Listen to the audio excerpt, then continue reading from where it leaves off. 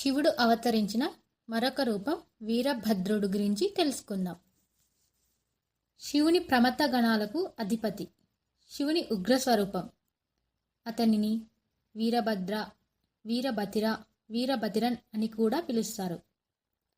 శివుడి కోపం వల్ల పుట్టినవాడే వీరభద్రుడు.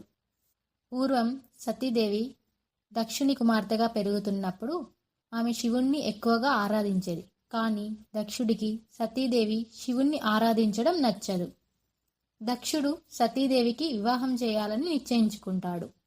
అందుకని సతీ స్వయంవరం ప్రకటిస్తాడు. ఆ స్వయంవరంకి దక్షుడు శివుడిని తప్ప అందరినీ ఆహ్వానిస్తాడు. సతీదేవి ఇది గ్రహించి తాను ఎంతగానో ప్రేమించే శివుడికి తన దండను గాలిలో విసిరి దాన్ని స్వీకరించమని శివుడికి ప్రార్థించింది. అప్పుడు శివుడు మెడలో దండతో సభా మధ్యలో నిలబడ్డాడు.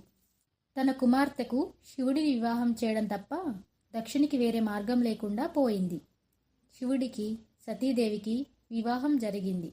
సతీదేవి శివుని మొదటి భార్యగా పరిగణింపబడుతుంది.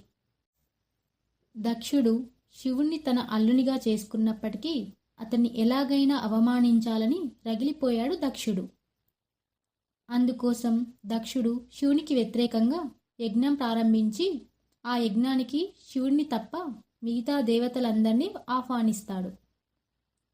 పరమేశ్వరుడు ఆగ్రహం చెంది మౌనంగా ఉంటాడు.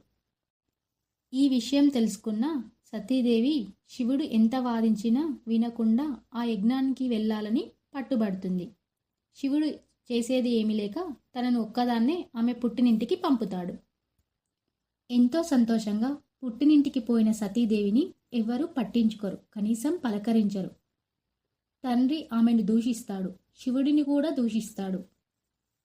ఆ అవమానం భరించలేక సతీదేవి ఆ యజ్ఞంలో ప్రాణత్యాగం చేస్తుంది. ఏమి జరిగిందో తెలుసుకున్న శివుడు తీవ్ర దుఃఖంతో కోపంతో తన జుట్టు నుండి కేశాన్ని పెరికి నేలకేసి కొట్టాడు. దాని నుండి వీరభద్రుడు, భద్రకాళి జన్మించారు. వీరభద్రుడు అగ్నిని నాశనం చేసేవాడు అని నమ్ముతారు.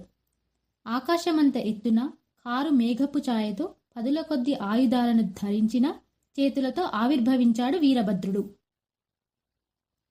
ఆ వీరభద్రునికి తోడుగా అవతరించిన శక్తి స్వరూపమే భద్రకాళి. దక్ష వాటికను ధ్వంసం చేయమంటూ వారిని ఆజ్ఞాపించడమే ఆలస్యం. ప్రమథ గణాలతో కలిసి వారిరువురు విధ్వంసాన్ని సృష్టించారు. దక్షుని రాజ్యంలో వీరభద్రుడు తన సైన్యంతో వీరంగం సృష్టించాడు. అడ్డుపడిన వారిని ఎవ్వరినీ వదల్లేదు. చంద్రుడు, అగ్ని, పూషుడు ఎవ్వరూ వీరభద్రుణ్ణి ఆపలేకపోయారు. మెడలో కపాలమాలతో వీరభద్రుడు, నిప్పులను చిమ్ముతూ భద్రకాళి ఆ రాజ్యం మొత్తాన్ని రణరంగంగా మార్చేశారు. చివరికి దక్షుడిని కాపాడేందుకు విష్ణుమూర్తి వచ్చిన అతనిని నిలువరించడం సాధ్యం కాలేదు. నారాయణుడు ఆఖరి అస్త్రంగా సుదర్శన చక్రాన్ని ప్రయోగిస్తే దాన్ని కూడా మింగివేశాడు. ధర్మాగ్రహంతో ప్రళయాకారునిలా విజృంభిస్తున్న వీరభద్రుణ్ణి నిలువరించడం ఎవరి తరము కాదని తేలిపోవడంతో ముక్కోటి దేవతలు తప్పుకున్నారు. దక్షుని మీద వీరభద్రుడు పగని తీర్చుకునేందుకు అవకాశాన్ని ఇచ్చారు. అంతటా వీరభద్రుడు కసితీర దక్షుడిని సంహరించి విజయగర్వంతో కైలాసానికి బయలుదేరాడు. శివుని ఉగ్రస్వరూపంగా ఈ వీరభద్రుణ్ణి భక్తులు కొలుచుకుంటారు. దేశమంతా ఈ వీరభద్రుని ఆలయాలు ఉన్నప్పటికీ దక్షిణ భారతంలో మాత్రం గ్రామ గ్రామాన ఈ స్వామి దర్శనమిస్తుంటాడు. భారతదేశంలో చాలా చోట్ల వీరభద్రుని ఆలయాలు కనిపిస్తాయి.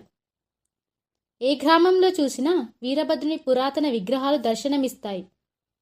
దక్షుడిని సంహరించిన అనంతరం వీరభద్రుడు అనేక ప్రదేశాల్లో ఆవిర్భవించారు.